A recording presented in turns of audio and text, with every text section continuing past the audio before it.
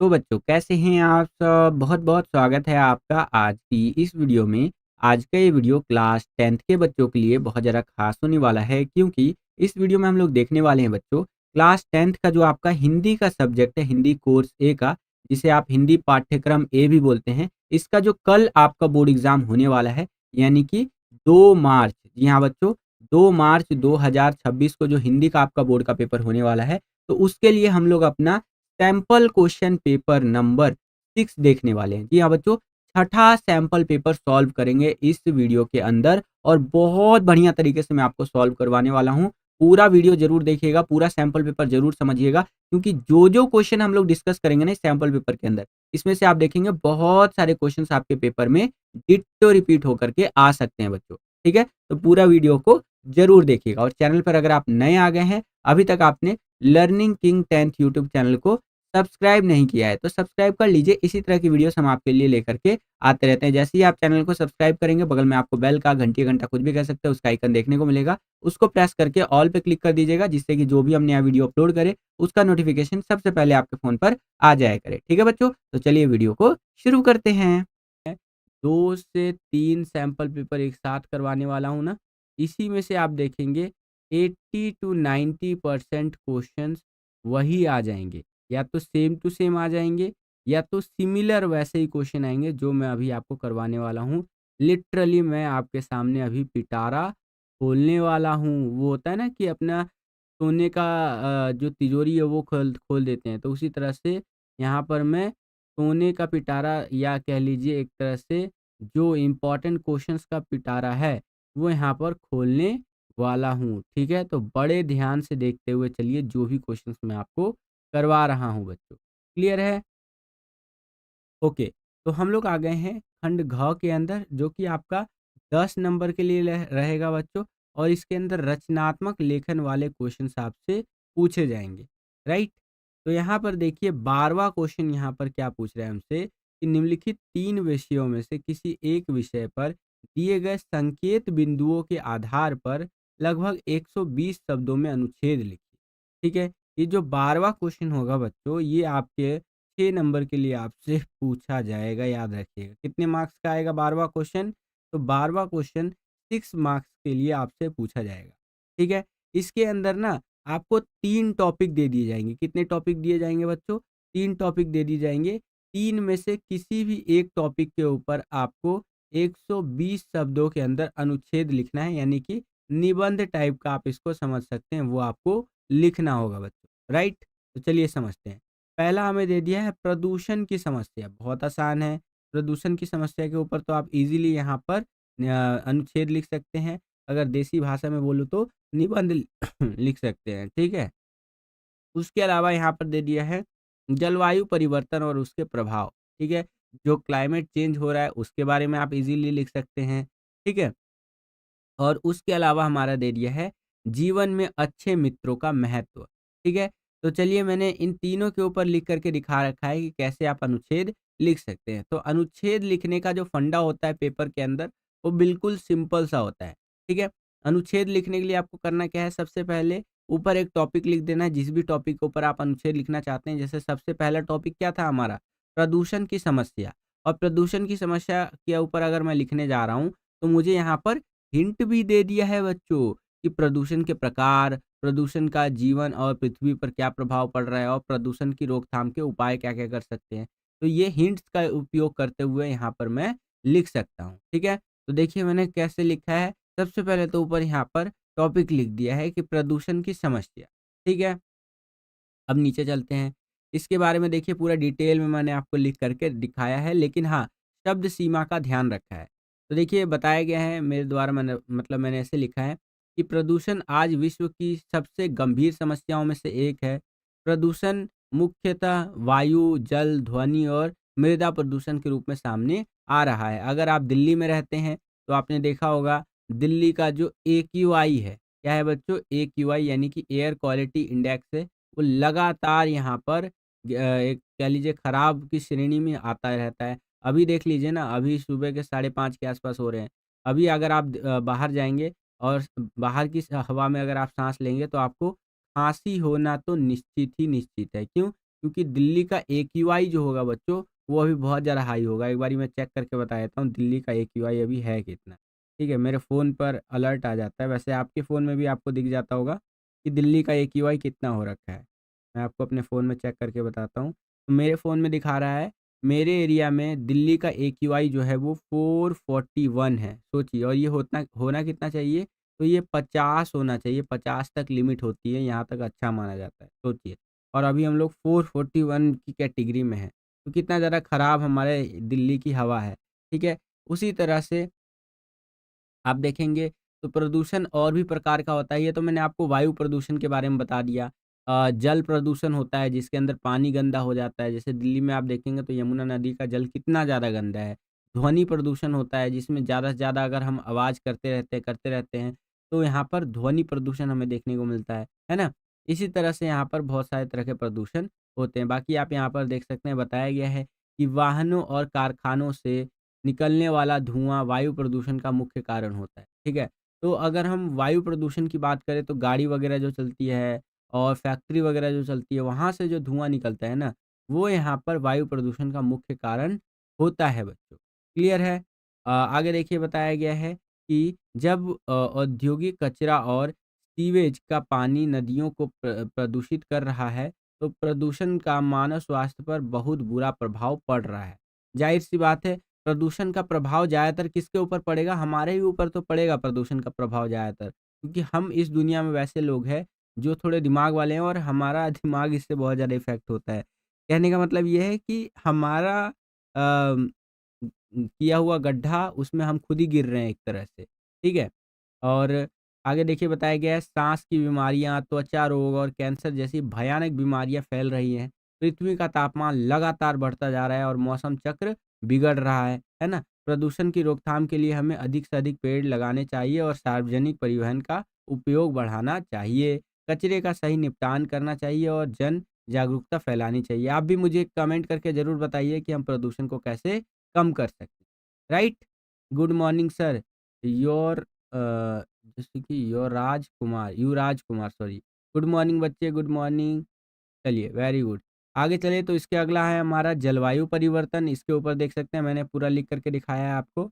और इसके अगला है हमारा जीवन में अच्छे मित्रों का महत्व। इसके ऊपर भी मैंने आपको पूरा अनुच्छेद लिख करके बताया है। याद रखिएगा अनुच्छेद वाला जो क्वेश्चन होगा ये 6 नंबर के लिए रहेगा, जो अभी हमने क्वेश्चन किया।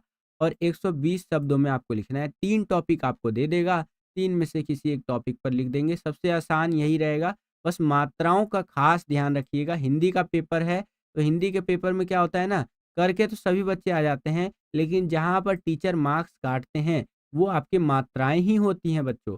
तो मात्राओं का विशेष ख़्याल रखिएगा अपने पेपर को करते वक़्त, ठीक है? ऐसा मत कीजिएगा कि पेपर करते वक़्त मात्राओं की गलती करें, तो उससे मार्क्स कटने का संभावना बढ़ जाता है आपका। क्लियर है बच्चा पार्टी? चलिए, मैं देख पा रहा हूँ कि लगभग-लगभग 17 बच्चे वॉचिंग पर है और लाइक की संख्या है केवल 4। तो 17 बच्चे वॉचिंग पर है तो 17 लाइक्स तो यहाँ पर करवा ही दीजिए फटाफट से, है ना? ताकि हमारा भी तो मोटिवेशन बढ़ सके इसी तरह की वीडियोज़ को बनाने के लिए। अब हम लोग आ गए हैं पत्र वाले क्वेश्चन्स के अंदर जिसमें अक्सर बच्चे कन्फ्यूज़ हो जाते हैं, ठीक है? चाहे पैटर्न हो, चाहे लिखने का तरीका हो, इन सब चीज़ों में कन्फ्यूज़ हो जाते हैं बच्चे कि सर पत्र करे तो करे कैसे? ब्लैक स्क्रीन आ गया। ब्लैक स्क्रीन अभी तो ठीक है, उस टाइम आ गया होगा ब्लैक स्क्रीन। मेरे पास तो अभी ठीक दिख रहा है। चलिए, कभी-कभी टेक्निकल इश्यू आ जाता है तो उस चीज़ को इग्नोर करेंगे। बाकी आप सभी मुझे इन्फॉर्म कर दीजिएगा कभी अगर ब्लैक स्क्रीन आपको दिखे तो। ठीक है? सर थोड़ा जल्दी-जल्दी करवाइए। बिल्कुल, बिल्कुल जल्दी-जल्दी करवाएँगे। तो देखिए 13वां क्वेश्चन जो आपके एग्ज़ाम में आएगा जो कि कितने नंबर के लिए रहेगा बच्चों? 13वां क्वेश्चन रहेगा आपके लिए 5 नंबर के लिए। ठीक है? 13वें क्वेश्चन में हमसे यहाँ पर क्या बोल रहा है कि किसी एक विषय पर लगभग 100 शब्दों में पत्र लिखिए। ठीक है? 2 हमें यहाँ पर दे दिए हैं विषय अलग-अलग, दोनों में से किसी एक पर 100 शब्दों में हमें पत्र लिखना है।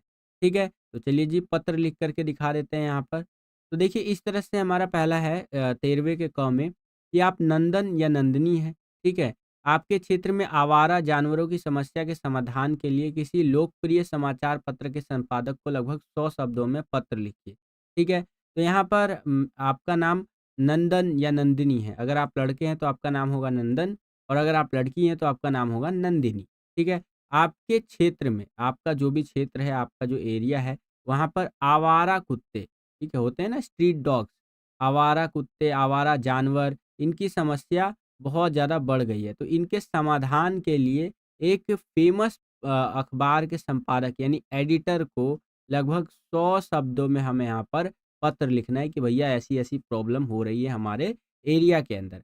तो इसको लेकर के आप कैसे पत्र लिखेंगे, बड़े ध्यान से यहाँ पर फॉर्मेट को समझते हुए चलिएगा बच्चों, जो फॉर्मेट अब मैं आपको समझाने वाला हूँ। तो देखिए, जब भी आप संपादक को पत्र लिखेंगे, तो सबसे पहले तो आएगा यहाँ पर सेंडर एड्रेस, ठीक है? क्योंकि आप भेज रहे हैं ना, तो आप अपना एक मतलब मनगढ़ंत एड्रेस लिख दीजिएगा क्योंकि क्वेश्चन के अंदर तो कोई एक्यूरेट एड्रेस दिया नहीं है।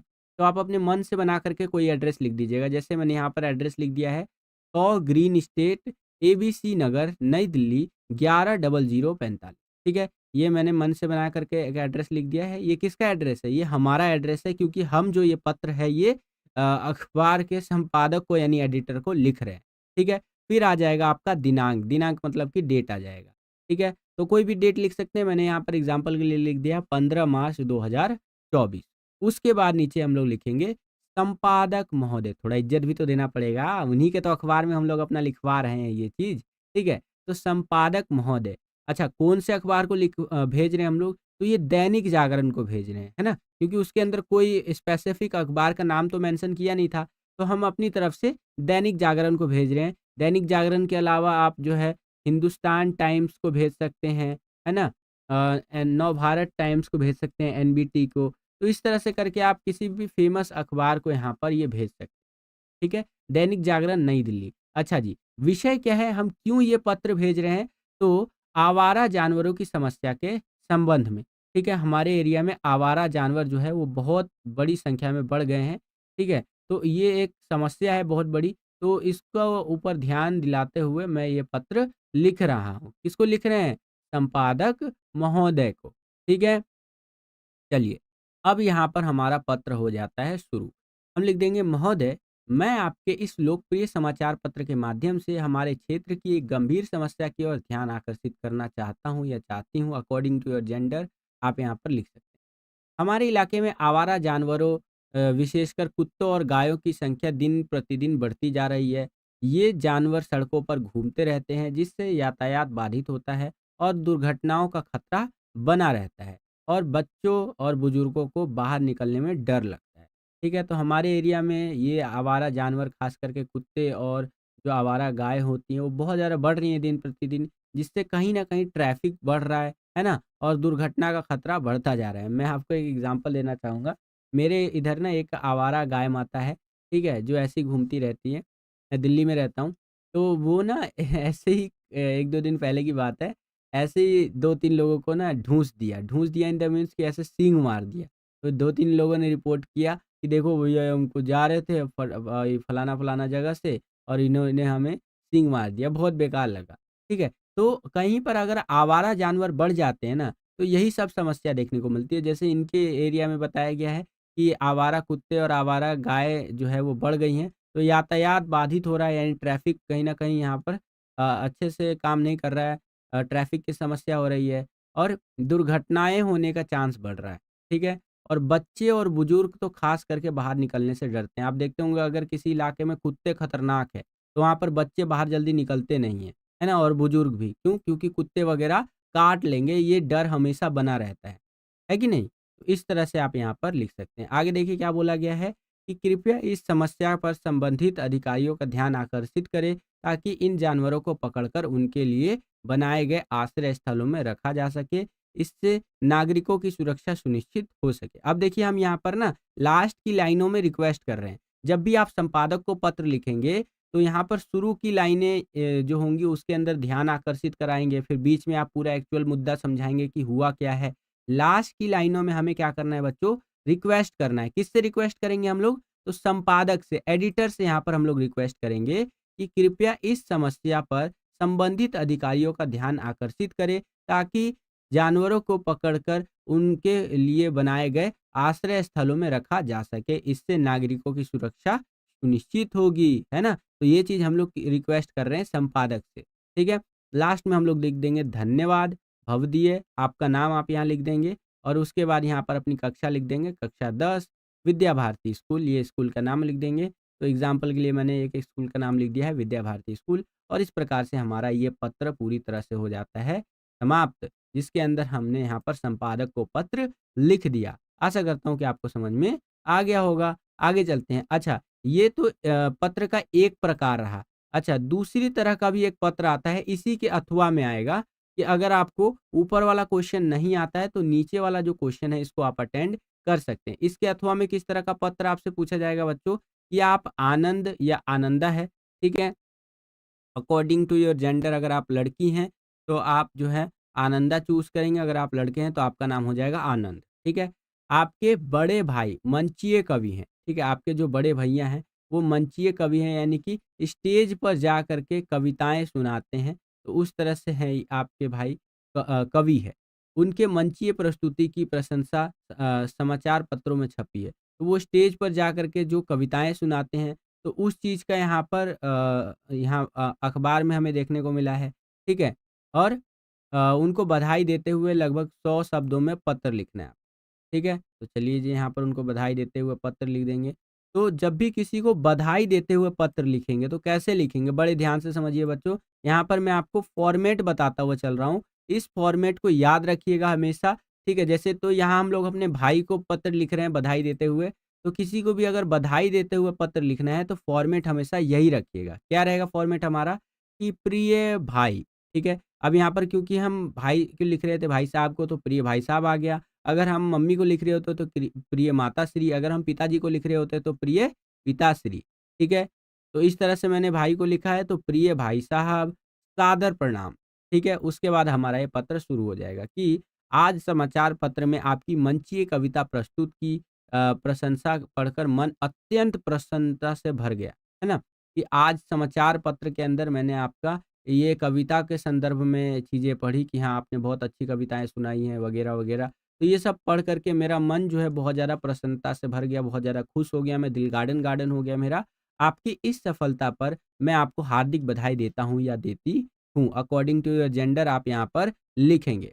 आगे देखिए क्या बताया गया है यहाँ पर बच्चा पार्टी कि आपकी कविताओं में भावनाओं की गहराई और शब्दों का जादू सदैव ही श्रोताओं को मंत्रमुग्ध कर देता है। ठीक है? तो पहले तो यहाँ ये बताया कि भैया अखबार में पढ़ कर के आपके बारे में बहुत ज़्यादा खुश हुआ, फिर उनकी थोड़ी तारीफ़ कर दीजिए कि आपकी जो कविताएँ होती हैं, उसके अंदर बहुत ज़्यादा शब्दों का जादू होता है, जिससे कि जो सुनने वाले होते हैं, वो एक तरह से मदहोश हो जाते हैं। है कि नहीं? जैसे होता है ना कि कई बार हम मदहोश हो जाते हैं, खो जाते हैं उनकी बातों में। तो उसी तरह से इनकी कविताएँ सुनकर भी सुनने वाले लोग जो है वो खो जाते हैं। ठीक है? इनकी कविताओं के जादू के अंदर। आगे बताया गया है आपके अथक परिश्रम और लगन का यह सुखद परिणाम है। आपने अपनी कला के बल पर न केवल हमारे परिवार बल्कि पूरे शहर का नाम रोशन किया है। मुझे पूर्ण विश्वास है कि भविष्य में आप और भी ऊँचाई को छुएँगे। ईश्वर से आपके उज्ज्वल भविष्य की कामना करता हूँ या करती हूँ। आपका छोटा भाई-बहन आनंद या आनंदा, जो भी आपका जेंडर है, अगर आप लड़के हैं तो आप आनंद लिख दीजिएगा, अगर आप लड़की हैं तो आनंदा लिख दीजिए। दिनांक 15 मार्च 2024, ठीक है? तो यहाँ पर डेट कुछ भी लिख सकते हैं, मैंने 15 मार्च 2024 लिख दिया है। तो आप यहाँ पर आज की डेट, कल की डेट इस तरह से करके लिख सकते हैं, ठीक है? अपने हिसाब से डेट आप यहाँ मेंशन कर दीजिएगा, ओके? चलिए, चलिए, वेरी गुड, वेरी गुड। एक बारी सारे बच्चे चैट सेक्शन में फायर वाला और हार्ट वाला इमोजी लगा देंगे एक साथ। सारे बच्चे चैट सेक्शन में फायर वाला और हार्ट वाला इमोजी लगाएँगे, लगाइए। ठीक है? चलिए, चलिए, वेरी गुड, वेरी गुड। आगे बढ़ते हैं बच्चों पार्टी। अब यहाँ पर हम लोग अपना 14वाँ क्वेश्चन देखेंगे, ठीक है? 14वाँ क्वेश्चन यहाँ पर क्या कह रहा है हमें? और इससे पहले मैं आपको बता दूँ 14वाँ क्वेश्चन आएगा कितने नंबर के लिए? तो जो एग्ज़ाम के अंदर जो आज का आपका पेपर होना है या बोर्ड एग्ज़ाम होना है, उसके अंदर जो 14वाँ क्वेश्चन आपसे पूछा जाएगा, ये 5 नंबर के लिए पूछा जाएगा। कितने नंबर के लिए पूछा जाएगा बच्चों? ये 5 नंबर के लिए पूछा जाएगा और इसमें 2 क्वेश्चन आपसे पूछे जाएँगे, 2 में से कोई एक करना होगा। ठीक है? तो यहाँ पर 2 क्वेश्चन किस-किस तरह का पूछा जाएगा? सबसे पहले तो आपसे स्ववृत्त वाला क्वेश्चन पूछ लेगा कि भैया स्ववृत्त तैयार कीजिए, यानी कि बायोडाटा तैयार कीजिए। अगर आपको ये आता है तो ये कर लीजिएगा, नहीं तो इसके अथवा में एक और क्वेश्चन दिया गया है आपको कि आप ईमेल लेखन कर सकते हैं, ठीक है? तो मैं आपको दोनों कैसे किया जाता है तो वो समझा दूँगा। बाकी जो भी आपको आसान लगेगा पेपर जो आज आपको होगा उसमें, तो वो करके आइएगा, ठीक है? याद रखिएगा, टॉपर बनने का एक सीक्रेट ये है कि आपको जो इस तरह के अथवा वाले क्वेश्चन दिए जाते हैं, उसमें से सिर्फ़ वही क्वेश्चन अटेंड करके आइएगा एग्ज़ाम में, जिसमें आपको लगता है कि आपको फुल में से फुल मार्क्स मिलेंगे। जैसे 14वाँ क्वेश्चन जो है ये 5 नंबर के लिए है, ठीक है? और 5 में इसके 14वें के क में हमसे क्वेश्चन पूछा है आपका स्ववृत्त वाला, यानी कि बायोडाटा तैयार करने वाला, और ख में क्वेश्चन पूछा है ईमेल लेखन वाला। तो मान लीजिए आपको स्ववृत्त वाला क्वेश्चन बहुत अच्छे से आता है, बायोडाटा तैयार करने वाला क्वेश्चन बहुत अच्छे से आता है, और इसमें आपको 5 में से 5 मिलेगा ही मिलेगा, कोई भी आपका 1 नंबर नहीं काट सकता है। तो ऊपर वाला ही क्वेश्चन अटेंड कीजिएगा। अगर आपको लगता है कि आपको ईमेल लेखन बहुत अच्छे से आता है, इसमें आपको 5 में से 5 मार्क्स मिलेगा ही मिलेगा, कोई आपके मार्क्स नहीं काट सकता है। तो ईमेल लेखन वाला ही क्वेश्चंस को यहाँ पर अटेंड कीजिएगा, बिल्कुल भी डगमगाइएगा नहीं। मेरे टॉपर बनने का एक ये भी सीक्रेट था, बहुत बेसिक सी चीज़ है, बच्चे अक्सर भूल जाते हैं, तो मैं आपको याद दिला दिया, ठीक है? चलिए, तो यहाँ पर 14वें के क में क्या कह रहा है कि आप श्रेयांश या श्रेया है, ठीक है? आपने पत्रकारिता में स्नातक की उपाधि प्राप्त की है, ठीक है? आपका नाम है श्रेयांश या श्रेया, अगर आप लड़के हैं तो आपका नाम होगा श्रेयांश, अगर आप लड़की हैं तो आपका नाम होगा श्रेया, ठीक है? आपने पत्रकारिता में यानी जर्नलिज़्म में जो वो होते हैं ना जो रिपोर्टर वगैरह होते हैं इस तरह से, तो उसमें आपने स्नातक की यानी कि ग्रेजुएशन की उपाधि यानी डिग्री प्राप्त कर ली है, ग्रेजुएट हो गए हैं आप, ठीक है? कॉलेज आपका खत्म हो चुका है पूरी तरह से। आपके शहर से प्रकाशित होने वाले दैनिक समाचार पत्र में पत्रकारिता के लिए कुछ पद रिक्त है। तो आपके शहर के अंदर जो अखबार यहाँ पर छापे जाते हैं, वहाँ पर पत्रकारिता के लिए जिसकी आपने डिग्री ली है, उसके लिए कुछ पद खाली हैं, कुछ पोस्ट खाली है इस नौकरी के लिए, ठीक है? उस पद के लिए आवेदन करने हेतु लगभग 80 शब्दों में अपना स्ववृत्त तैयार करें कि भैया ये जो पद है, ये जो पोस्ट है, ठीक है, पत्रकारिता का, इसके लिए मैं अप्लाई करना चाहता हूँ, तो उसके लिए आपको 80 शब्दों में अपना स्ववृत्त तैयार करना है, बायोडाटा तैयार करना है, ठीक है? आप जब भी 12वीं क्लास के बाद जॉब लेने जाएँगे ना, तो आपको अपना स्ववृत्त तैयार करके लेके जाना होगा। स्ववृत्त मतलब होता है बायोडाटा, जिसे अंग्रेजी में हम रिज़्यूम भी कहते हैं।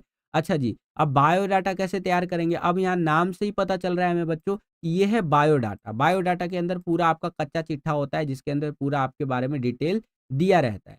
तो देखिए, स्ववृत्त के अंदर हमें बताया गया है, जिसे ब्रैकेट में आप बायोडाटा भी कह सकते हैं। स्ववृत्त तैयार करने के लिए ऊपर टॉपिक डाल दीजिएगा स्ववृत्त और ब्रैकेट में बायोडाटा, ठीक है? इसमें सबसे पहले आ जाएगा नाम। नाम हमें दिया गया था क्वेश्चन के अंदर श्रेयांश या श्रेया, ठीक है? अगर आप लड़की हैं तो श्रेया लिख दीजिएगा सिंपली, अगर आप लड़के हैं तो श्रेयांश लिख दीजिएगा, ओके?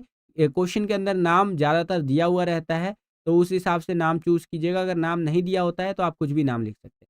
पिता का नाम कुछ भी नहीं दिया था तो मैंने लिख दिया पिता का नाम आनंद। जन्म तिथि 18/7/2001, ठीक है? ये एग्ज़ाम्पल के लिए है, एक्चुअल नहीं है। पता 45 साकेत नगर, इंदौर, मध्य प्रदेश, ठीक है? ईमेल तो abc123@gmail.com, तो ये ईमेल लिख दिया मैंने। मोबाइल नंबर, तो mobile number 98 star star star इस तरह से मेरा मोबाइल नंबर है ये। शैक्षणिक योग्यता की बात करें तो भैया मैंने यहाँ पर अभी-अभी पत्रकारिता में स्नातक यानी ग्रेजुएशन किया है, ठीक है? जर्नलिज़्म में। और विश्वविद्यालय का नाम, ये मेरी यूनिवर्सिटी का नाम आप यहाँ पर लिख सकते हैं, जैसे डीयू हो गया, है ना? इग्नू हो गया, इग्नू यूनिवर्सिटी, इस तरह से करके कई सारी यूनिवर्सिटी का आप नाम लिख सकते हैं। अच्छा जी, मेरी क्वालिफ़िकेशन क्या है? कितना पढ़ा लिखा हूँ? कितने परसेंटेज आए थे मेरे मार्क्स? बताना भी तो पड़ेगा मेरे को, जिससे मैं जॉब लेना चाह रहा हूँ। सर वीडियो शेयर कर दूँ? बिल्कुल, बिल्कुल वीडियो शेयर कर दीजिए। चलिए, तो यहाँ पर शैक्षणिक योग्यता की अगर हम बात करें, एजुकेशनल क्वालिफ़िकेशन की बात करें, तो आप बताएँगे कि पत्रकारिता में स्नातक 75% माखनलाल चतुर्वेदी विश्वविद्यालय 2024 से यहाँ पर मैंने प्राप्त किया है। यानी कि जो मैंने ग्रेजुएशन का डिग्री लिया है, कॉलेज जो मैंने अपना ख़त्म किया है इस पत्रकारिता के अंदर, जिसके अंदर मैं जॉब लेना चाहता हूँ, तो मेरे मार्क्स आए थे 75%। कितने आए थे? 100 में से 75%। और मैंने कहाँ से ये डिग्री लिया है, किस यूनिवर्सिटी, किस विश्वविद्यालय से? तो माखनलाल चतुर्वेदी विश्वविद्यालय 2024 में मैंने पास किया, ठीक है? उसके बाद अगर मैं बात करूँ अपने पढ़ाई के बारे में कि मैंने और क्या-क्या पढ़ाई की है, तो 12वीं क्लास मैंने किया है 85% से एमपी बोर्ड 2021 में, फिर 10वीं क्लास मैंने पास किया है 90% से एमपी बोर्ड 2019 में। एक चीज़ का ध्यान रखिएगा, जैसे 2024 में इसने अपना ग्रेजुएशन का डिग्री लिया, तो ये होता है अमूमन 3 साल का, तो उससे 3 साल पीछे चले जाइए, 2021 आ जाएगा ऑटोमैटिकली। यहाँ पर इन्होंने 12वीं किया होगा, फिर उससे 2 साल पीछे आ जाइए, है ना? तो 2 साल पीछे आएँगे तो 2 साल पीछे इन्होंने अपना 10वीं किया होगा। तो ये याद रखिएगा कि कौन-सा कोर्स कितने टाइम का होता है ना? 10वीं फिर उसके बाद 12वीं, राइट? उसके बाद अगर स्किल्स की बात करें कि भैया मेरे पास स्किल्स क्या-क्या है, तो हिंदी एवं अंग्रेजी टकंग है ना? यानी हिंदी, इंग्लिश अच्छे से आती है, समाचार लेखन एवं संपादन मेरे को आता है, कंप्यूटर अनुप्रयोग में निपुणता है, यानी कंप्यूटर चलाना अच्छे से आता है। अनुभवों की बात करें तो युवा दुनिया पत्रिका में 3 माह का प्रशिक्षण ट्रेनिंग ले रखा है मैंने, है ना? ये एक पत्रिका है, एक मैगज़ीन है, यहाँ पर 3 महीने का यहाँ पे ट्रेनिंग मैंने ले रखा है।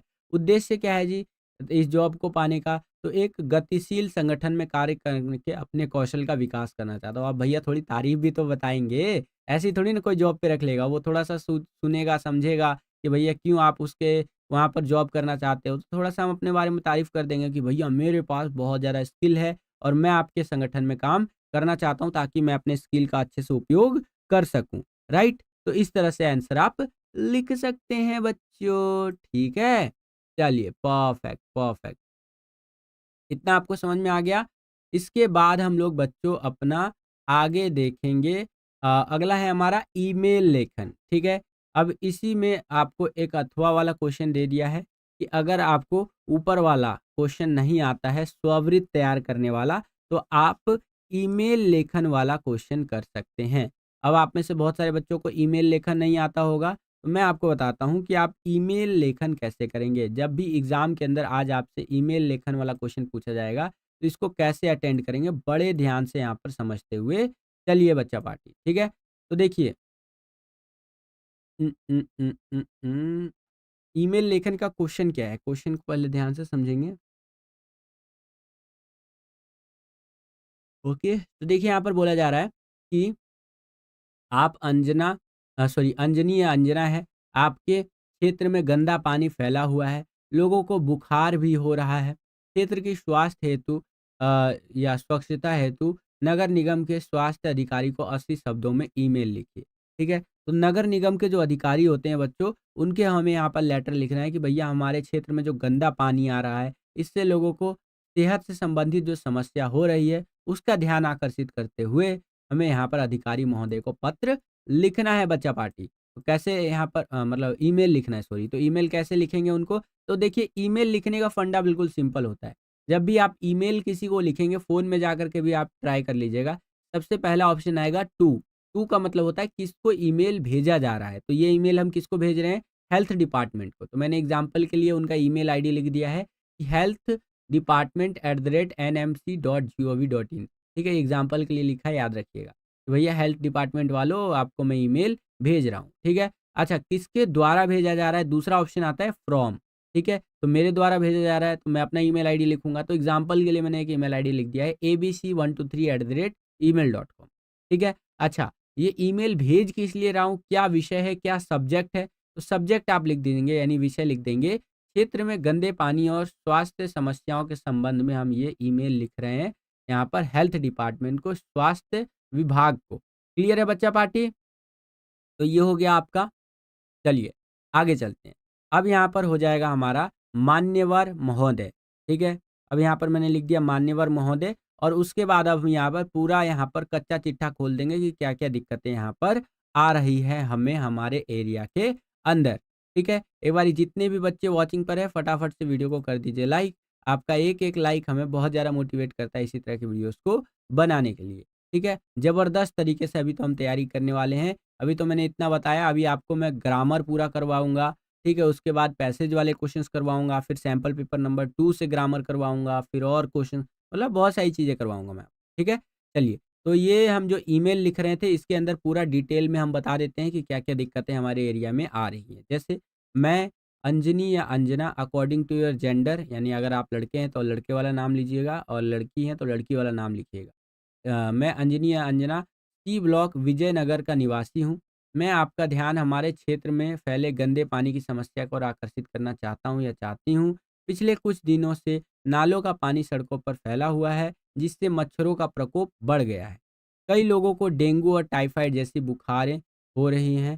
कृपया तुरंत स्वच्छता अभियान चलाकर इस समस्या का समाधान करने का कष्ट करें। नालियों की सफाई और कीटनाशक छिड़काव की आवश्यकता है यहाँ पर।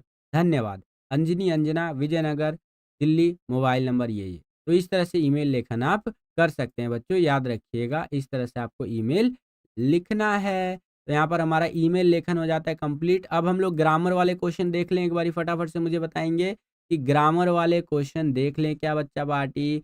तो मुझे चैट सेक्शन में बताइए, मैं आप सभी के चैट्स पढ़ रहा हूँ। फटाफट से बताइए, अगर ग्रामर वाले क्वेश्चन करना चाहते हैं आप तो फटाफट से चैट सेक्शन में हार्ट वाला इमोजी भेज दीजिए। जितने भी दिल वाले इमोजी होते हैं ना, लाल, पीला, हरा, नीला, काला, गुलाबी, तो सारे दिल वाले इमोजी एक बारी फटाफट से चैट सेक्शन में भेज देंगे एक बारी। भेजिए, भेजिए। अरे आपका दिल हमें बहुत ज़्यादा मोटिवेट करता है।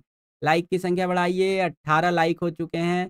तो लाइक की संख्या बढ़ाएँगे बच्चों। फटाफट से अभी कितने बच्चे वॉचिंग पर हैं मैं देखूँ ज़रा। तो अभी वॉचिंग पर है लगभग 30 बच्चे वॉचिंग पर है।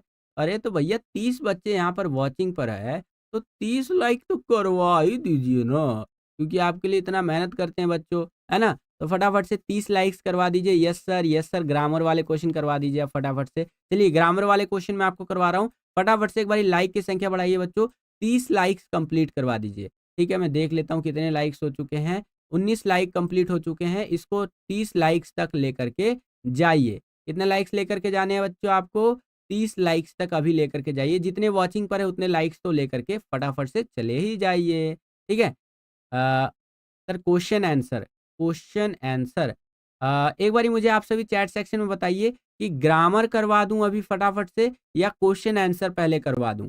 ठीक है, बुक के क्वेश्चन आंसर पहले करवा दूं या ग्रामर पहले करवा दूं। जितने बच्चे वॉचिंग पर है एक बारी मुझे बता देंगे। आपका फैसला सर्वोपरि होगा, जो आप बोलेंगे मैं वही करवा दूंगा। ठीक है, thank you for 20 rupees super chat. Super chat तो नहीं आया, लेकिन बहुत बहुत धन्यवाद आपका। ठीक है, चलिए, तो ग्रामर वाले क्वेश्चन करवा दूँ या फिर इम्पोर्टेंट क्वेश्चंस जो बुक से निकलते हैं पहले वो कवर करवा दूँ आपका? मुझे चैट सेक्शन में बताएँगे सारे बच्चे एक बारी फटाफट से कि पहले ग्रामर वाले क्वेश्चन करवाऊँ या आपके इम्पोर्टेंट क्वेश्चंस पहले करवा दूँ? जल्दी से बताएँगे। नहीं सर, क्वेश्चन आंसर्स करा दो। ठीक है, ग्रामर करवा दो, क्वेश्चन आंसर्स करवा दो। Good morning sir, good morning. बताइए, बताइए ग्रामर पहले करवा दूँ या क्वेश्चन आंसर्स करवा दूँ पहले? कौन-सा नौजवान बताएगा यहाँ पर? फटाफट से बताइए मुझे। सर ग्रामर करवा दो। क्वेश्चन आंसर करवा दो, question answer. Okay, okay, okay. तो बहुत सारे बच्चे यहाँ पर डिमांड कर रहे हैं सर क्वेश्चन आंसर करवा दो। चलो, तो हम लोग मिक्स करेंगे। कुछ क्वेश्चन डिस्कस कर लेंगे, उसके बाद ग्रामर कर लेंगे। अच्छा, एक ये क्वेश्चन रह गया बच्चों हमारा, है ना? तो ये 15वां क्वेश्चन भी डिस्कस कर लेते हैं फटाफट से, उसके बाद आगे का डिस्कस करेंगे, है ना? या ये वाला छोड़ ही देते हैं, पहले हम लोग मुद्दा पे डिस्कस करते हैं। आप लोग बहुत डिमांड कर रहे हैं, वो पहले डिस्कस करें ना। आपकी डिमांड सर्वोपरि है, तो आप बोल रहे हैं सर क्वेश्चन आंसर पहले करवा दो, उसके बाद ग्रामर करवा देना। चलिए पहले मैं आपको क्वेश्चन आंसर्स करवा देता हूँ। कुछ ऐसे क्वेश्चंस करवाऊँगा, जिनकी एग्ज़ाम में आने की संभावना बहुत ज़्यादा है बच्चों। आज का जो आपका पेपर होने वाला है ना, उसमें। ठीक है? तो अब हम लोग आ गए हैं क्वेश्चन नंबर 10 के ऊपर। जो 10वां क्वेश्चन होगा, वहाँ पर आपसे 4 क्वेश्चन पूछे जाएँगे। 4 में से कोई 3 क्वेश्चन आपको करने होंगे 25 से 30 शब्दों में। ठीक है, 2-2 नंबर के 3 क्वेश्चन करेंगे तो आपको 6 नंबर मिल जाएगा। तो यहाँ पर क में देखिए क्या क्वेश्चन हमसे पूछा जा रहा है कि गोपियों को उद्धव से क्यों कहना पड़ा कि हरि है राजनीति पढ़ी आए, है ना? हरि जो है वो राजनीति पढ़े आए। सूरदास के पद के आधार पर उत्तर लिखिए। तो आंसर समझिए इस चीज़ का। जब गोपियों ने देखा कि कृष्ण जी जो है वो बहुत समय से प्रतीक्षा कर रहे हैं जिसकी कृष्ण जी की, और वे नहीं आए हैं और उनकी जगह कृष्ण से दूर ले जाने वाला योग संदेश आ गया कि भैया ये योग संदेश है, इसके ज़रिए आप कृष्ण जी से और दूर हो जाइए। तो गोपियों को समझ में आ गया कि ये कृष्ण जी की एक चाल है और वे इसे अपने साथ किया गया छल समझने लगी। कौन समझने लगी छल? तो गोपियाँ। इसलिए उन्होंने आरोप लगाया कि हरि यानी कि कृष्ण राजनीति पढ़ी आए हैं और कृष्ण को अब राजनीति का ज्ञान हो गया है कि कैसे राजनीति खेला जाता है। सुपर इम्पोर्टेंट क्वेश्चंस है बच्चों ये। ठीक है, जो करवा रहा हूँ वही आ जाएगा। इन क्वेश्चंस को बड़े ध्यान से करते हुए चलिएगा। इससे बाहर कुछ नहीं आएगा बच्चों। इसी में से आप देखेंगे कई सारे क्वेश्चंस आपके सेम टू सेम रिपीट होकर के आ जाएँगे बच्चा पार्टी, ठीक है? तो बड़े ध्यान से यहाँ पर समझते हुए चलिए। अगला क्वेश्चन देखिए यहाँ पर दूसरा क्वेश्चन ख में क्या है कि "तौ बिलगाऊँ ब्याहई समाजा न तर मारे जेहि सब राजा"। परशुराम जी के मुँह से ऐसा सुनकर लक्ष्मण की क्या प्रतिक्रिया? ठीक है? तो एक ये है आपका एक ना कुछ और इम्पोर्टेंट क्वेश्चन मैंने छाँट रखे हैं वहाँ पे ले चलते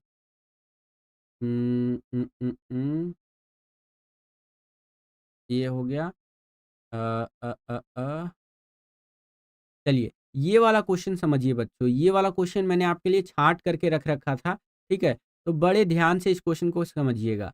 good morning sir, good morning बच्चे, गुड मॉर्निंग। ये वाला क्वेश्चन यहाँ पर जो आप देख रहे हैं ग में, इसको ना मैंने छाँट करके रख रखा था आपसे आपके लिए कि हाँ, ये क्वेश्चन मॉर्निंग में मैं बच्चों को समझाऊँगा, तो बड़े ध्यान से इस क्वेश्चन को समझिएगा। यहाँ पर क्या कह रहा है, उत्साह और अट नहीं रही है, कविता के आधार पर सूर्यकांत त्रिपाठी निराला जी के प्रकृति चित्रण का वर्णन अपने शब्दों में कीजिए। ठीक है? उत्साह अट नहीं रही है। ये जो कविताएँ हैं, इसके आधार पर जो सूर्यकांत त्रिपाठी निराला जी हैं, इनके द्वारा जो प्रकृति चित्रण है, ठीक है? प्रकृति का किस तरह से ये दिखाना चाह रहे हैं, इसका अपने शब्दों में वर्णन आपको करना है। तो देखिए, प्रकृति के सौंदर्य का जो चित्र अट नहीं रही है, कविता उपस्थित करती है, वो कुछ इस प्रकार से है कि कविता में फागुन ऋतु का वर्णन है।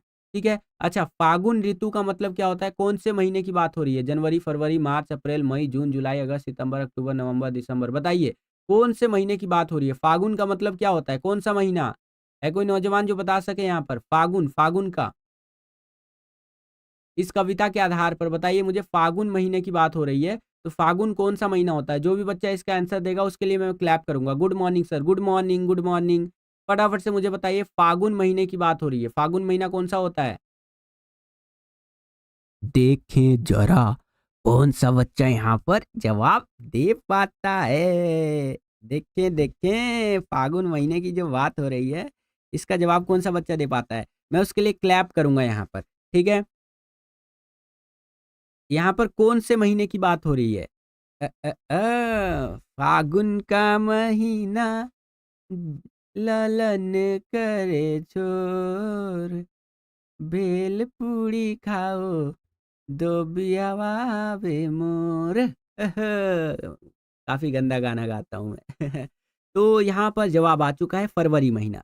ये जवाब सबसे पहला आया है विशाल देव वर्मा का, ठीक है? तो विशाल देव वर्मा के लिए जोरदार तालियाँ। फागुन का महीना जो होता है फरवरी मार्च का महीना होता है जिसमें वसंत का ऋतु भी ये माना जाता है, ठीक है? तो उत्साह अट नहीं रही है, ये जो कविता है इसके अंदर फागुन के महीने में जो प्रकृति का चित्रण किया गया है वो कुछ इस तरह से किया गया है कि कविता में फागुन ऋतु का वर्णन है। इसमें बताया गया है कि अच्छा फागुन ऋतु का मतलब याद रखिएगा यहाँ पर बात हो रही है फ़ैब महीने की, ठीक है? फ़ैब यानी फरवरी की बात हो रही है, फरवरी और मार्च की, ठीक है?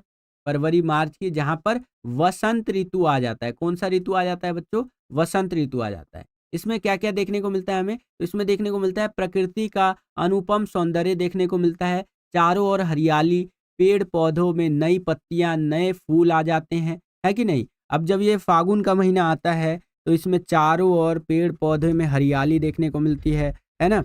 और नए फूल आने लग जाते हैं क्योंकि बसंत का महीना है भैया। कौन-सा महीना है? बसंत का महीना है और सुगंधित हवा बहती रहती है। कौन-सी हवा बहती रहती है बच्चों? तो सुगंधित हवा बहती रहती है क्योंकि देखिए फागुन का महीना है यहाँ पर, है ना? पेड़-पौधे हरे-भरे हो रखे हैं, तो अच्छी हवा तो बहेगी ही बहेगी। साथ ही साथ आप किस तरह से बता सकते हैं प्रकृति के चित्रण के बारे में? क्योंकि यहाँ पर बोला गया था अपने शब्दों में लिखिए, तो मैं थोड़ा बना-बना कर के भी लिख रहा हूँ। आप भी बना-बना कर के लिख सकते हैं। जब भी क्वेश्चन के अंदर बोल दिए अपने शब्दों में लिखिए तो, ठीक है? कि हर तरफ इतना अधिक प्राकृतिक सौंदर्य नज़र आता है, जिसका आँखों में समा पाना भी मुश्किल है। तो हर तरफ यहाँ पे प्राकृतिक सौंदर्य यानी प्रकृति की सुंदरता ही हमें देखने को मिलती है। क्यों? क्योंकि फागुन का महीना ही ऐसा है कि यहाँ पर हर जगह पेड़-पौधे खिले हुए हैं, वसंत का महीना है ना बेसिकली, ठीक है? तो ये सारी चीज़ें हमें देखने को मिलती है बच्चों, ठीक है? चलिए वेरी गुड, वेरी गुड। आशा करता हूँ आपको समझ में आ गया होगा। आगे चलते हैं, अगला क्वेश्चन देखेंगे। अगला क्वेश्चन देखते हैं जो सुपर इम्पोर्टेंट क्वेश्चन है। अ, अ, अ,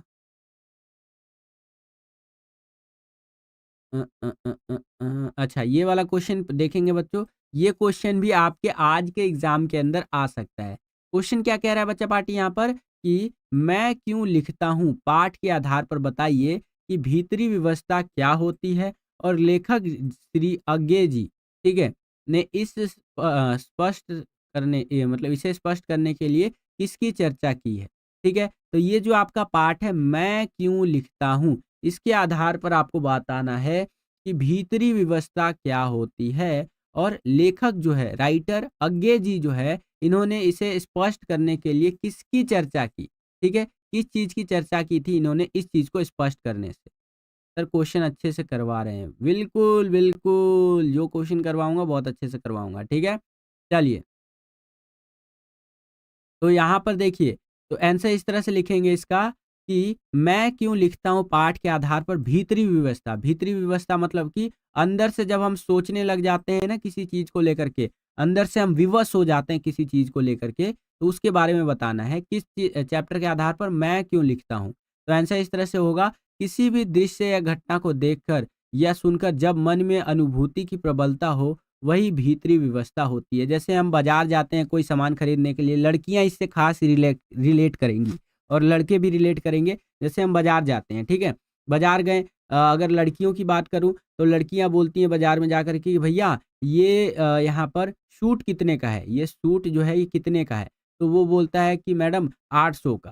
ठीक है, तो लड़कियां बोलेंगी कि भैया 800 तो महंगा लग रहा है, आप एक काम कीजिए 500 में दे दीजिए। तो वो एक बार में 500 में ये सूट आपको दे देगा लड़की लोगों को। ठीक है, तो जब आप ये 500 में लेकर जा रही होंगी ना, तो आप अपने दोस्त से जरूर ये डिस्कस कर रहे होंगे, यार 500 नहीं बोलना चाहिए था, यहाँ पर ना 300 बोलना चाहिए था।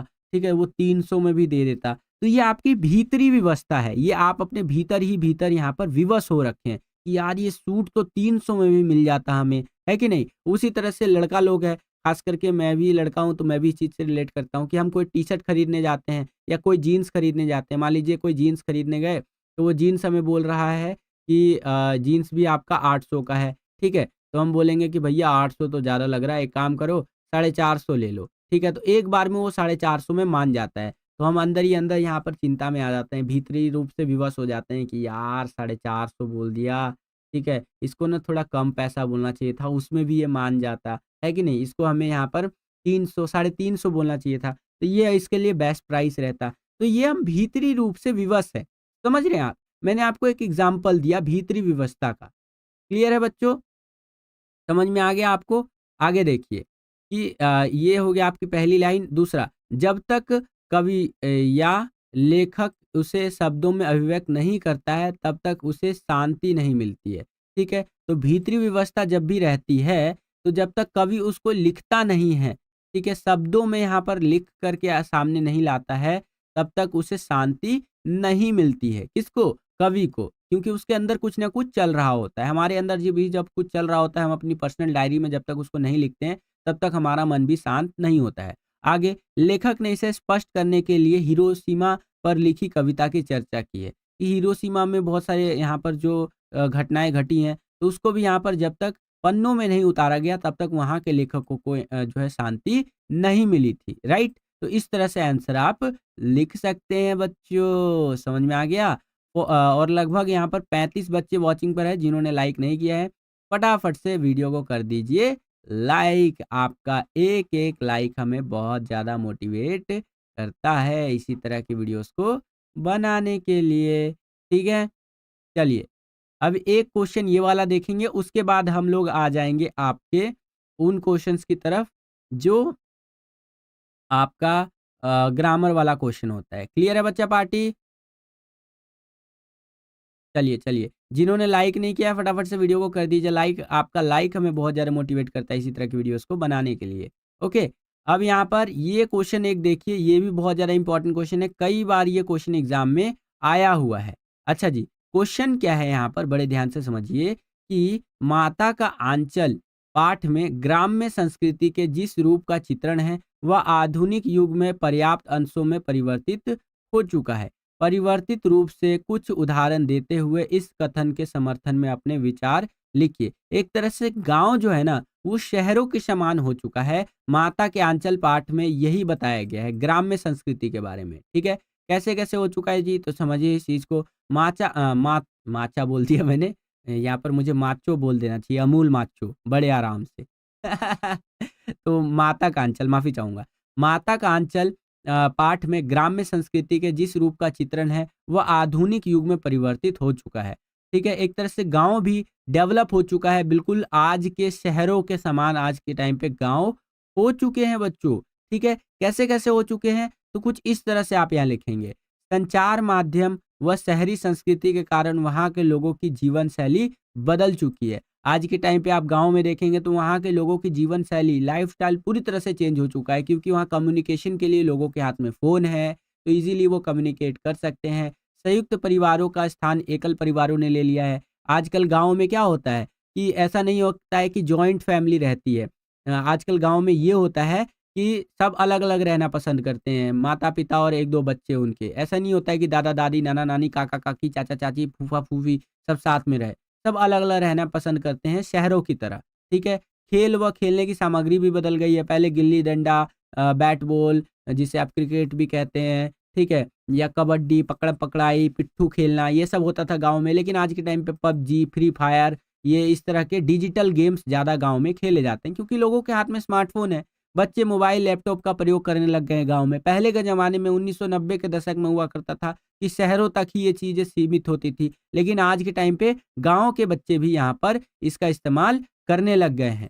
ठीक है? आगे देखिए बताया गया है, आज गाँव के नागरिक हर क्षेत्र की जानकारी रखते हैं। वे परिवेश के प्रति जागरूक है, उत्तम खाद, बीज व कृषि साधनों का प्रयोग करते हैं और बैंक की सुविधा उनके पास है। ठीक है? तो इस तरह से आप यहाँ पर लिख सकते हैं बच्चा पार्टी। ठीक है? समझ में आ गया आपको? चलिए अब हम लोग चलते हैं अपने ग्रामर वाले क्वेश्चंस की तरफ। उसके बाद और हम 2-2 नंबर के क्वेश्चंस डिस्कस करेंगे, ठीक है? तो फटाफट से हम एक बारी ना ग्रामर के क्वेश्चंस देख लेते हैं, ओके? फटाफट से हम एक बार ग्रामर कवर कर लेते हैं बच्चों। चलिए, 5वां क्वेश्चन, चौथा क्वेश्चन मैं आपको बताता हुआ भी चलूँगा कि ये क्वेश्चन कितने नंबर के लिए आएगा। चौथा क्वेश्चन ये रहा आपका। और इससे ऊपर चलें तो ये तीसरा क्वेश्चन हो गया हमारा।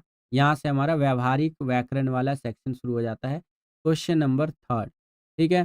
तो आज का जो आपका एग्ज़ाम होगा, उसके अंदर जो तीसरा क्वेश्चन पूछा जाएगा ग्रामर वाला, वो कितने नंबर के लिए होगा बच्चों? वो 4 नंबर के लिए होगा, ठीक है? याद रखिएगा, जिसमें आपको 5 में से कोई 4 प्रश्न करना होगा, क्योंकि तीसरा क्वेश्चन आपका 4 नंबर के लिए। अच्छा जी, तीसरे क्वेश्चन में क्या करने के लिए कहा गया है? रचना के आधार पर वाच्य भेद पर आधारित निम्नलिखित 5 प्रश्नों में से 4 प्रश्न करिए, ठीक है?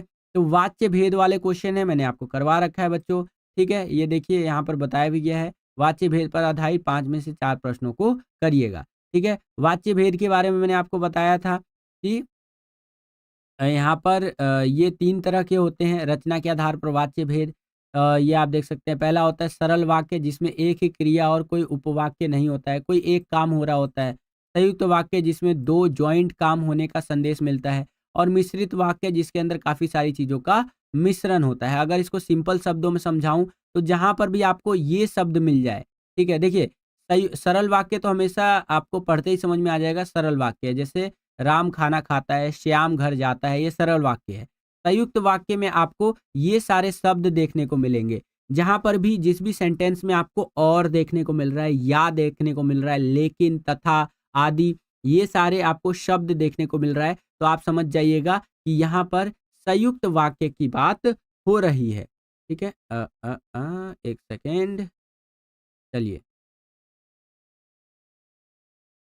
Just a second.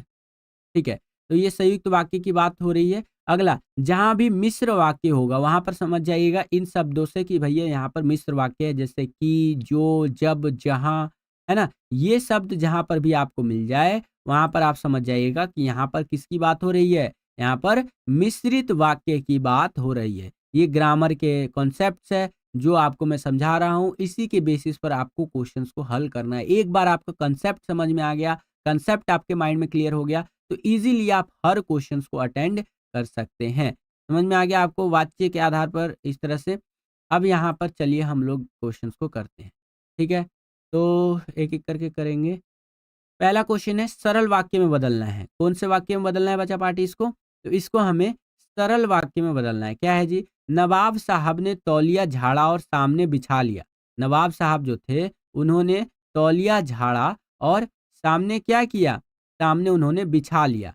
तो यहाँ पर इसको हमें क्या करना है? सरल वाक्य में बदलना है। कांसेप्ट याद रखिएगा, यह संयुक्त वाक्य है क्योंकि इसमें और से 2 क्रियाएँ जुड़ी हुई है। इसमें देखिए ये और वाला शब्द आ गया ना, तो इससे हमें पता चलता है कि 2 क्रियाएँ झाड़ा और दूसरा तौलिया बिछा लिया। अब इसको हमें सरल वाक्य में बदलना है तो कैसे बदलेंगे?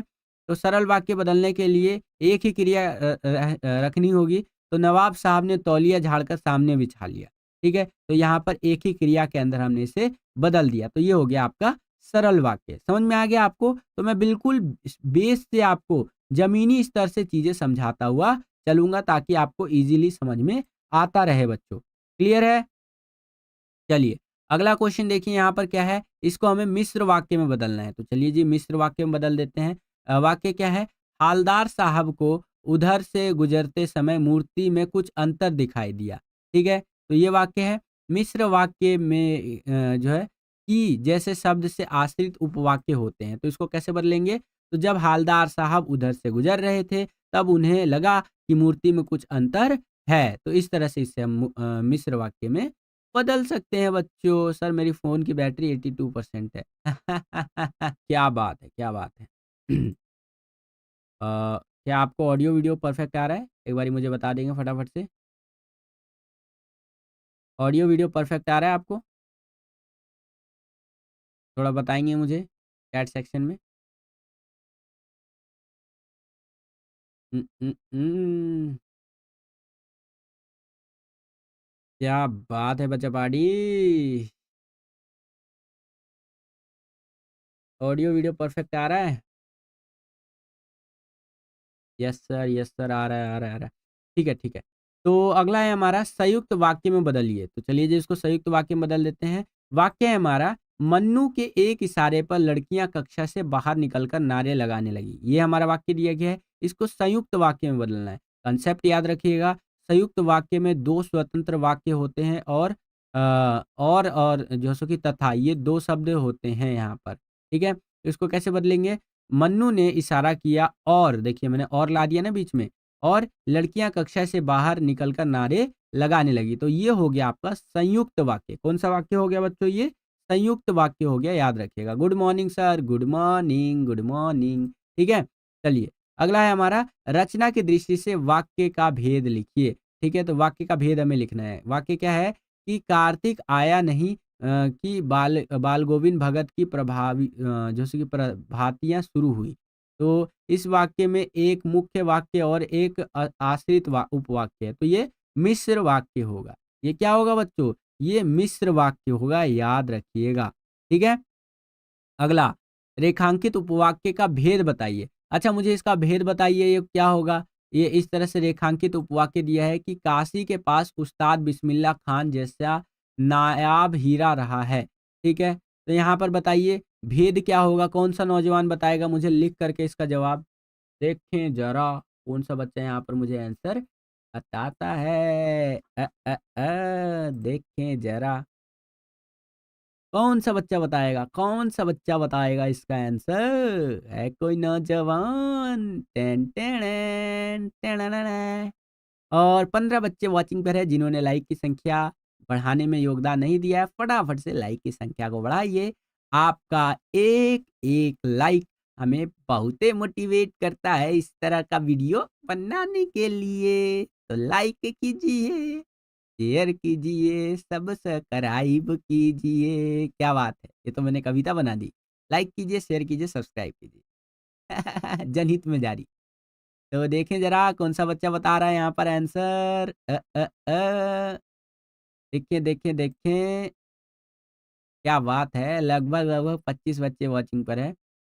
तो फटाफट से इसका आंसर बताइए। सर, ऑप्शन दे सकते हैं क्या? अरे यहाँ आंसर लिखा हुआ है, आंसर देख करके तो बता दीजिए। आंसर लिखा हुआ है यहाँ आपकी स्क्रीन पर, आंसर लिखा हुआ है। देख के बताइए यहाँ पर रेखांकित उपवाक्य का भेद बताना है। ठीक है? देखकर बताइए, लेकिन बताइए ज़रूर फटाफट से आंसर मुझे। सर आपका फेस देखना है। वेदप्रा, अरे फेस, ओ पाजी फेस देखना है तन्नू। रुको, इत्थे रुको, असी तन्नू फेस दिखाओ असी। तुमको फेस दिखाते हैं बच्चा पार्टी। आप अपने जय भैया का फेस नहीं देखे हो यार, क्या बात कर रहे हो? मेरे बच्चों ने यहाँ पर फेस नहीं देखा अभी तक। मैं आपको अपना फेस एकदम सोना-सोना मुखड़ा दिखा देता हूँ। ये देखिए, ये मेरा चेहरा खुल गया आपकी स्क्रीन पर। ये जो आप एक शख्स देख रहे हैं इस तरह से पॉकेट में हाथ डाले हुए, ये आपके जय भैया यानी कि मैं हूँ। ये मेरी फ़ोटो है, मेरी फ़ाटू है, फ़ोटू-फ़ाटू है, ठीक है? चलिए, अच्छा इस क्वेश्चन का आंसर होगा हमारा बच्चों संज्ञा उपवाक्य। क्या होगा बच्चा पार्टी? संज्ञा उपवाक्य होगा, ठीक है? सर मेरा नाम अर्चना है। चलिए वेरी गुड, आपका नाम अर्चना है। अर्चना के लिए ज़ोरदार तालियाँ, इनका नाम अर्चना है, ठीक है? चलिए वेरी गुड। आगे चलें बच्चा पार्टी। ओके, आगे चलते हैं। अब यहाँ पर बोला जा रहा है निर्देशानुसार वाच्य पर आधारित 5 में से किन्हीं 4 प्रश्नों को उत्तर लिखिए। वाच्य पर आधारित 5 प्रश्न दिए गए हैं, उनमें से 4 करना है। ठीक है, वाच्य क्या होता है? वाच्य का मतलब वॉइस होता है, याद रखिएगा कंसेप्ट को। वाच्य से यह पता चलता है कि वाक्य में कर्ता, कर्म और क्रिया का आपस में क्या संबंध है। ठीक है? 3 तरह के वाच्य के भेद होते हैं। पहला होता है कर्तृवाच्य जिसमें वही बंदा स्वयं काम कर रहा होता है, जैसे राम ने फल खाया। दूसरा होता है कर्मवाच्य जिसमें कर्म प्रधान होता है। तीसरा होता है भाववाच्य जिसमें काम को दिखाया जाता है और भावनाओं को दिखाया जाता है। क्लियर है? अब यहाँ पर हमसे जो क्वेश्चन पूछा जा रहा है उसको देख लेते हैं। पहला क्वेश्चन है ये रहा। कर्मवाच्य में बदलिए। किस में बदलना है बच्चों हमें? कर्मवाच्य में। तो चलिए जी कर्मवाच्य में बदल देते हैं। सर जी मेरे 72 80 में से 72 आ गए। संज्ञा वेरी गुड बच्चा पार्टी। तो कर्मवाच्य में बदलना है, जैसे पतोह ने भगत को दुनियादारी से निवृत्त कर दिया। पतोह ने, ठीक है? तो कांसेप्ट याद रखिएगा, कर्मवाच्य में कर्म प्रधान होता है और कर्ता द्वारा के साथ आता है, ठीक है? तो यहाँ पर हो जाएगा भगत को पतोह द्वारा, पतोह मतलब बहू की बात हो रही है, पतोहू द्वारा दुनियादारी से निवृत्त कर दिया गया था। तो इस तरह से आंसर आप लिख सकते हैं बच्चों। क्लियर है? चलिए वेरी गुड, वेरी गुड। आगे बढ़ चलें। अगला क्वेश्चन देखेंगे बच्चा पार्टी। अगला क्वेश्चन है कर्तृवाच्य में बदलना है। कर्तृवाच्य मैंने आपको बताया जिसके अंदर वो बंदा काम कर रहा होता है। तो इसमें वाक्य है नवाब साहब द्वारा खीरे पर मसाला छिड़का गया। तो इसको कैसे बदलेंगे? कर्तृवाच्य में बदलने के लिए स्वयं काम करना चाहिए उसको। तो नवाब साहब ने खीरे पर मसाला छिड़का, स्वयं छिड़क दिया ना उन्होंने, तो ये कर्तृवाच्य हो जाएगा। याद रखिएगा कर्तृवाच्य में कोई भी काम वो स्वयं करेगा तभी कर्तृवाच्य की कैटेगरी में आएगा बच्चों। ऐसे कर्तृवाच्य की कैटेगरी में नहीं आएगा। इस चीज़ को ख़ासा ध्यान रखिएगा, ठीक है? अगला है हमारा भाववाच्य में बदलना है। तो वाक्य है हमारा आओ पेड़ की छाया में बैठे। तो इसको कांसेप्ट याद रखिएगा, भाववाच्य में कैसे बदलेंगे? तो भाववाच्य में न कर्ता न कर्म, केवल कार्य का भावना होता है, एक कार्य का भाव होता है। इसमें कर्ता ज़रूरी नहीं है, कर्म ज़रूरी नहीं है, जो कार्य की भावना है, जो कार्य करने की भावना है, वो ज़रूरी है। तो इसमें वाक्य क्या दिया गया था? आओ पेड़ की छाया में बैठे। तो इसको हम कैसे बनाएँगे? आओ पेड़ की छाया में बैठा जाए। इसमें जो कार्य का भाव है, वो प्रकट हो रहा है सीधा-सीधा। क्लियर है? तो ये आपका यहाँ पर करेक्ट आंसर हो जाएगा। जिन्होंने भी अभी तक वीडियो को लाइक नहीं किया है, फटाफट से वीडियो को कर दीजिए लाइक। लाइक का बटन दबाइए और इसी तरह से हमारी क्लासेस पाइए। है ना? चलिए, अगला है कर्तृवाच्य में बदलिए। कर्तृवाच्य में ये वाक्य दे दिया है, मुझसे ये काम नहीं हो सकता। ठीक है? तो इसका हमें कर्तृवाच्य में बदलना है। अब कर्तृवाच्य में मैंने आपको बता रखा है कि कर्ता स्पष्ट रूप से काम करता या ना करता है, ठीक है? तो इस तरह से या तो वो काम करेगा या नहीं करेगा, लेकिन सारी चीज़ों का भार किसके ऊपर आएगा? कर्ता के ऊपर, कर्ता मतलब करने वाला। तो यहाँ पर ये बोला जा रहा है वाक्य में कि मुझसे ये काम नहीं हो रहा है, नहीं हो सकता है, तो इसको कैसे करेंगे? मैं यह काम नहीं कर सकता, ठीक है? तो सीधा-सीधा यहाँ पर बोल दिया कि ये जो कर्ता है, ये करने वाला है, ये काम ये नहीं करेगा बच्चों। तो ये हो जाएगा आपका कर्तृवाच्य। समझ में आ गया? आगे बढ़ चले बच्चा पार्टी। चलिए, चलिए very good, very good. 56 likes हो चुके हैं, इसको 100 लाइक्स तक लेकर के जाइए फटाफट से। आपका एक-एक लाइक हमें बहुत ज़्यादा मोटिवेट करता है इसी तरह की वीडियोज़ को बनाने के लिए। ठीक है बच्चे पार्टी? चलिए वेरी गुड। अगला क्वेश्चन है वाच्य पहचान कर भेद बताइए। जैसे ये वाक्य दे दिया हमारा कि उद्धव द्वारा ज्ञान का उपदेश दिया गया। ठीक है? तो यहाँ पर कौन-सा वाच्य होगा? कर्मवाच्य, कर्तृवाच्य, कौन-सा वाच्य होगा? कौन-सा नौजवान बताएगा इसका आंसर? देखें ज़रा, कौन-सा नौजवान इसका आंसर बता पाता है? फटाफट से बताइए इसका आंसर क्या होगा? क्या होगा? क्या होगा? इसका आंसर क्या होगा? कौन-सा नौजवान बताएगा? जो भी बच्चा इसका सबसे पहले जवाब देगा, उसके लिए मैं करूँगा यहाँ पर जोरदार क्लैप, ताली बजाऊँगा उस बच्चे के लिए। है कोई नौजवान जो इसका आंसर बता सके? कौन-सा नौजवान बताएगा इसका आंसर? देखे, देखे। जवाब हमारा आ चुका है। जवाब आया है हमारा कोमल दीक्षित का। कोमल दीक्षित के लिए जोरदार तालियां। कर्मवाच्य हमारा करेक्ट आंसर हो जाएगा। यश भाई ने भी बोल दिया है, अमित ने भी बोल दिया है, सृष्टि कुमारी, नेहा ने भी बोल दिया। नेहा शर्मा तो हमारी टॉपर बच्ची है। ठीक है सर, कर्मवाच्य होगा कोमल, बिल्कुल ठीक है।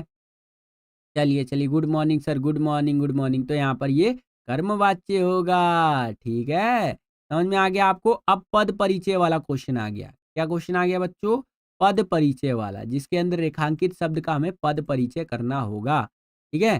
तो पद परिचय कैसे करेंगे, इसको समझ लेते हैं। लेकिन आप लोग वीडियो को लाइक नहीं कर रहे हैं, मैं देख रहा हूँ। इतना मेहनत से जय भैया आपके लिए सुबह-सुबह क्लास ले रहे हैं, 1 घंटा से ज़्यादा मुझे क्लास लेते हुए हो गया है। 2-2 3-3 सैंपल पेपर मिक्स करके समझा रहा हूँ, लेकिन वीडियो को आप लाइक नहीं कर रहे हैं। जो 100 लाइक्स का टारगेट है उसको तो कंप्लीट करवाइए लाइव क्लास एंड होने से पहले। इसके बाद तो आप कितने भी लाइक्स कर दीजिएगा वो आपके ऊपर है, लेकिन एटलीस्ट 100 लाइक्स तो कंप्लीट करवाइए बच्चा पार्टी। चलिए जी, आगे चलते हैं। ठीक है, चलिए, चलिए। तो अगला क्वेश्चन है हमारा पद परिचय वाला। अच्छा, अगला क्वेश्चन देखने से पहले एक चीज़ मैं आपसे पूछना चाहूँगा कि आपका स्कूल भी है, 9:30 से आपका एग्ज़ाम है और 6:30 आपका लगभग हो गया है। तो हमें कितनी देर और लाइव रहना चाहिए? ठीक है, 7 बजे तक लाइव रहे, 7:30 बजे तक लाइव रहे, ठीक है, कितनी देर और लाइव रहना चाहिए? मुझे इस चीज़ का जवाब दे दीजिए एक बारी, फिर मैं आगे बढ़ूँगा, ये क्वेश्चन करवाऊँगा। और मेरे पास क्वेश्चन्स का तो भंडार है, लेकिन टाइम तो लिमिटेड है ना हमारे पास, ठीक है? हम दोनों के पास टाइम लिमिटेड है, आपके पास भी, मेरे पास भी। तो मुझे फटाफट से बताएँगे एक बारी कि कितने बजे तक हमें लाइव रहना चाहिए? एक बारी आप मुझे चैट सेक्शन में बता देंगे, मैं आपके चैट्स पढ़ रहा हूँ बच्चों, ठीक है? आपका क्लास 10th का आज प्री बोर्ड एग्ज़ाम है, टाइमली होना है, तो आप मुझे टाइमिंग बता दीजिए कब तक हमें लाइव रहना चाहिए? सर 7:30 तक लाइव रह सकते हो। अच्छा, 7:30 तक लाइव रह सकते हैं? चलिए। और कोई नौजवान जो मुझे कुछ सजेस्ट करना चाहेगा, सर 7 बजे तक लाइव रह लो, 7 बजे तक, चलिए ठीक है, 7 बजे भी एक बेटर ऑप्शन है। सर 8:30, 8:30 तो ज़्यादा हो जाएगा।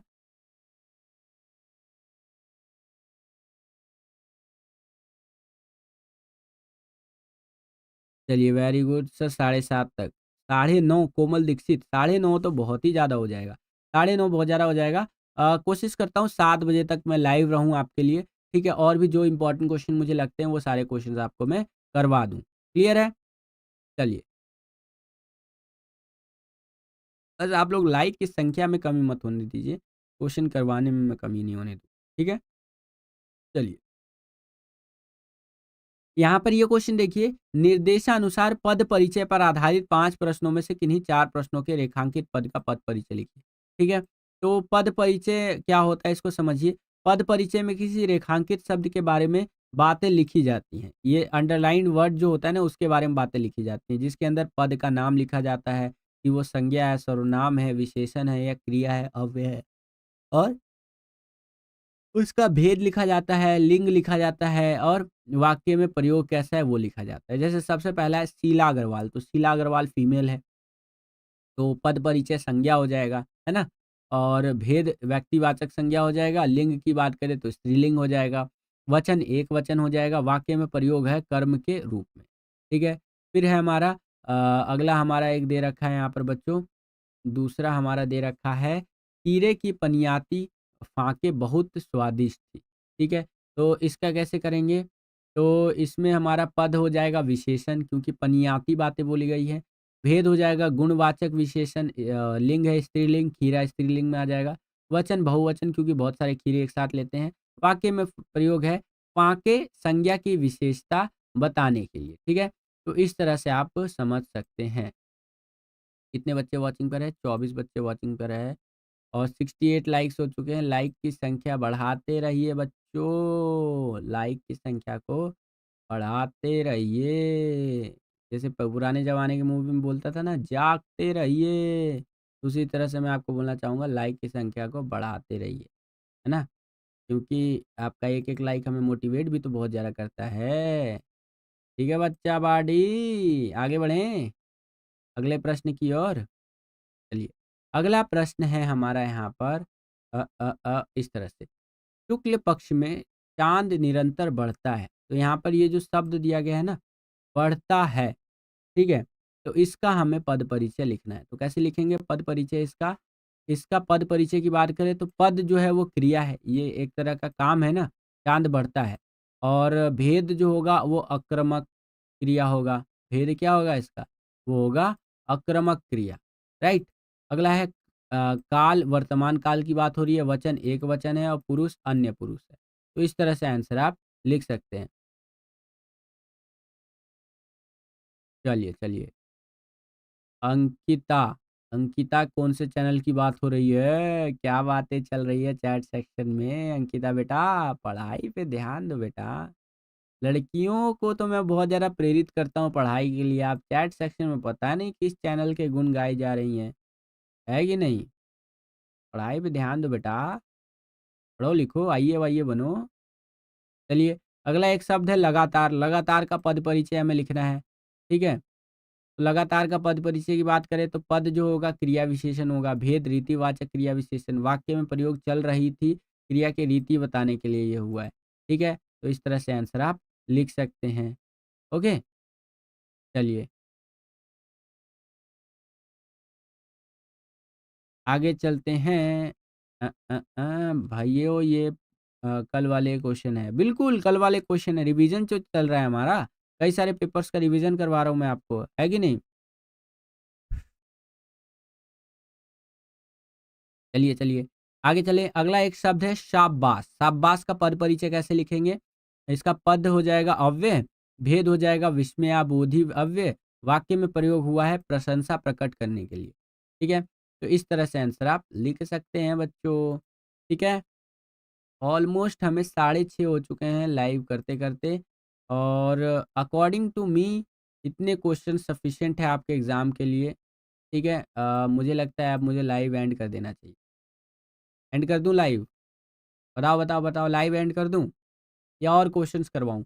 अगर आप और क्वेश्चंस करना चाहते हो तो थोड़ा मोटिवेशन वाला लाइन लिख दो यार कि जय भैया कराओ, दिल वाला इमोजी, हार्ट वाला, फायर वाला इमोजी। इस तरह से भेज दो तो और क्वेश्चन करवा दूँगा। नहीं तो बाकी 1 घंटा 10 मिनट हमें लाइव करते-करते हो गया। हमने एक पेपर लगभग पूरा डिस्कस कर लिया।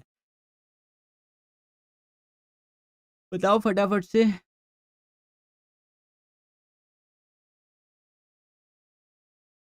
नहीं सर, नहीं, नहीं, नहीं, नहीं। नहीं, नहीं। ठीक है, ठीक है, ठीक है, ठीक है। Okay, okay, okay. अ, अ, अ। फायर वाला इमोजी अच्छा, मोस्टली बच्चे बोल रहे हैं कि सर ठीक है इतना इनफ है। चलिए तो इतना इनफ है बच्चा पार्टी, आज के लिए इतना काफ़ी है।